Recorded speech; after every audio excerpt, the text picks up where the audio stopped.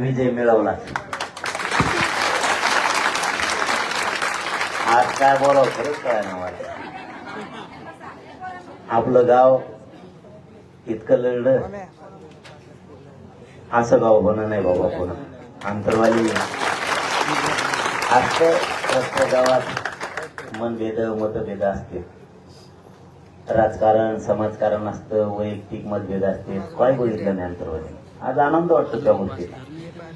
कोणी पदाला किंमत दिली नाही, कोणी कशाला किंमत दिली नाही, कोणी शेताला किंमत दिली नाही. पण तुमच्या या भूमिकेमुळे काय झालं, आपल्या गरीबाचे लेकरं लय सुखा समाधानात जगायला लागले, लय सावकाश समाधानात जगायला दिसतं. एवढं पण मला एवढा आनंद झाला, मला बोलता आहे. आणि खरं सांगतो, तुम्ही आता रोज बघता, मला 2 वर्ष झालं, मला काहीच सुचत नाही आज काय बोलावं. असं स्वप्न असल्यासारखं वाटतं की कधीच हे 70 वर्ष एवढा मोठा समाज लढून लढून दमला होता आणि त्या समाजानं हे आरक्षण 2 वर्षाच्या आत मिळवलं. आता एखाद्या आम्ही चिमटा घेतो दवाखान्यात, एखाद्याला घेतले की नाही, आहे का नाही, किती जण तरी आहे बगरे जरा. कारण हे सोपं नाही. मराठवाडा लय मोठा प्रदेश आहे आणि त्याचा हैदराबादचं गॅजेटियर लागू होणं म्हणजे सगळे मराठी आरक्षणात बसले. सगळे आपण सातारा संस्थांचं गॅजेटियर सुद्धा बाहेर काढलं आपणच. पुण्याचं गॅजेटियर आपणच बाहेर काढलं. औंध संस्थांचं आणि बॉम्बे गव्हर्नमेंटचं बाहेर काढलं. 25 लाख लोक कुणबी आहेत सातारा गॅजेटियर मध्ये. 25 लाख त्या काळात. आता त्याचे 2 कोटी झाले असते. पुरेचे पुरे बसायला लागले ते पण. त्याच्यामुळे ना पुन्हा पुन्हा आता तुम्हाला माहिती मी कधी कसा कच बोलतो, मला आज काही सुचाय ना काय बोलायचं. ते स्वागत बी असं केलं गावकऱ्याने की काय कुंकड बोला किती जे शिकायने बोलायलाच घ्यावा म्हणूनच मराठ्यावर जळले लोक. आमच्या जातीला जरी गरीब असले तरी आनंद आहे. आम्ही कष्टानं काबड कष्टानं मिळवलं ते. जे शेपे आणल्या त्याच्यात गुलाल आणला तरी आम्ही विकत आणतो वर्गणी करून.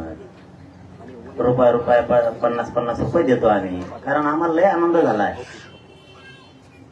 काही जण काही बोलते त्यांच्याकडे दुर्लक्ष करायचं. आपण इतकं जातील दिलं ना काय करावं काय नाही. फक्त एक माग होतो गावाला. आता मी तेव्हा मागितलं 2 वर्षात एक माग होत, फक्त तेवढं द्यायचं. आता गावकऱ्या काही माया कोण मन दुखायला असतील, काही तुमच्या कोण दुखायला असतं. आपण दोघांनी सोडून द्यायचं, जातीचं कल्याण केलं. आता तुम्ही गावकरी म्हणल्यावर मी गावकरी झालो आणि मग मी गावकरी झाल्या म्हणलं आपलं थोडंफार झालंच असणार आहे. नाही असं नाही ना. आजपासून मोठ्या मनाने सगळ्यांनी विसरून जायचं. कोणीच काही मनात ठेवायचं नाही. मागचं सुद्धा पुढचं बी किती मोठी चूक झाली असली तरी पण. कारण आपण रडत पडत लढत शेवटी आपल्या जातीला न मिळणारं मिळून दिलं. खूप जणांचे हात टेकले होते. काही काही म्हणायचे मराठ्याला कवाच ओबीसीत आरक्षण मिळू शकत नाही. हेच आता जे आपल्या विरोधात म्हणजे जे चुकीचं आहे तेच म्हणायचे. कवा मराठा एक येऊ शकत नाही असं म्हणायचं. मराठा एक बी आला, ओबीसीत बी आरक्षण घेतलं, मराठी एकजूट बी झाली आणि पुऱ्या जगाला मराठ्यांनी ताकद बी दाखवली.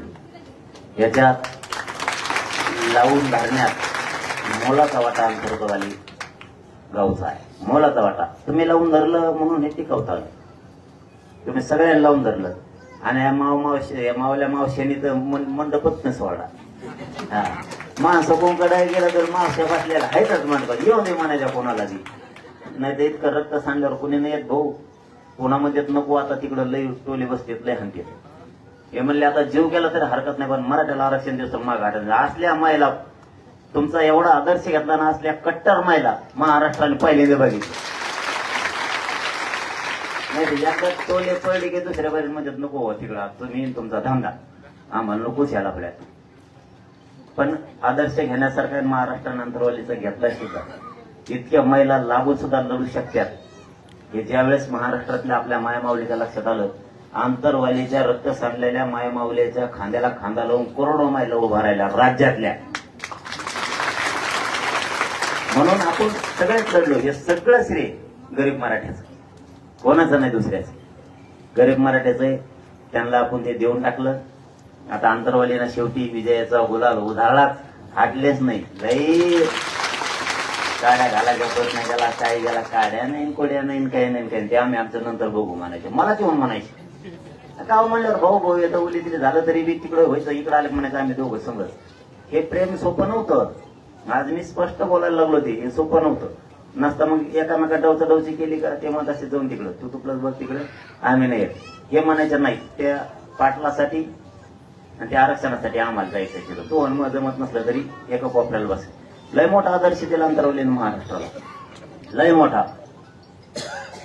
आणि तुम्ही शेवटी गुलाल टाकला मराठीच्या डोक्यावर, त्याबद्दल गावाचं कौतुक. आणि विजय मेळाव्याला सगळा महाराष्ट्र येणार आहे अंतरवलीवर गुलाल टाकायला, काही टेन्शन ना घेऊ तुम्ही. विजय मेळावा एकदा डिक्लेअर झाला ना, अख्खा महाराष्ट्र पुन्हा एकदा अंतरवलीत येणार आहे. अंतरवलीच्या गल्ल्या गल्ल्यात गुलाल दिसणार तुम्हाला कोणतं. आपल्याला नुसतं जिस्पीनच गुलाल बाहेर काढावं लागत. हा, इतके लोक येणार आहेत. आणखी ते डिक्लेअर नाही केलं आपण, पण आता काय मला काय बोलता पण येत नाही. हा, विजय नसता तर वेगळं होतं. सगळं मिळेलं मराठीने, आता काय नाही राहिलं.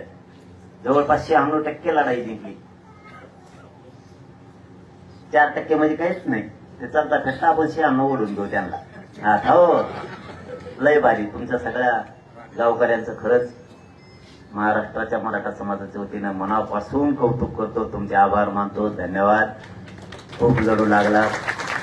आता बाकीचं तर काय बोलायचं नाही. मला या व्यासपीठावर पहिल्यांदा या व्यासपीठावर गुलाल पडलाय मराठ्यासाठी. खूप कल्याण झालं आपल्या जातीचं. फक्त मराठा समाजाला अंतरवलीतून एकच संदेश देतो, समज गैरसमज ठेवायचा नाही.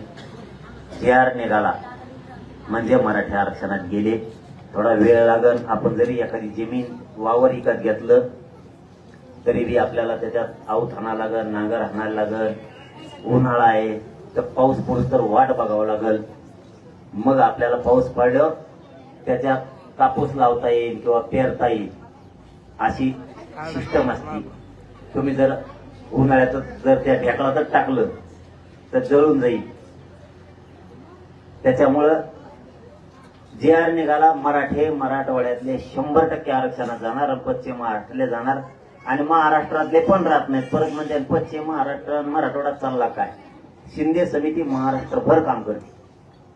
त्यामुळे विदर्भ, खानदेश आणि कोकणातला सुद्धा मराठा राहणार नाही. ती जबाबदारी आणखीन माझ्यावर आहे. तुम्ही काही टेन्शन घेऊ नका ते बाकी. जर का आता काही मागं पुढे झालं ना, पहिल्यासारखंच होणार आहे. बंद गावात यायचं महाराष्ट्रभर. एका मंत्र्याला नेत्याला फिरून देत नाहीत मराठी महाराष्ट्रात कुठंच. त्यामुळे तुमचं पुन्हा एकदा मनापासून कौतुक करतो गावकऱ्याचं. तुमचं मनापासून आभार. आता तर काय बोलायलाच काही नाही, त्याच्यावर बोलावं तरी काय. आरक्षण मिळालं त्याच्यामुळं आरक्षण कसं काय देत नाही असं म्हणावं दिलंय मी, काहीच कळा ना. आणि गावकऱ्यांनी इतकं आज हे केलं ना. आचार्य मी म्हणलो होतो हार तुरे काहीच नको विचारा त्यांना. हार नाही, तुरे नाही, गुलाल नाही, काय नाही, काय नाही, काहीच नाही.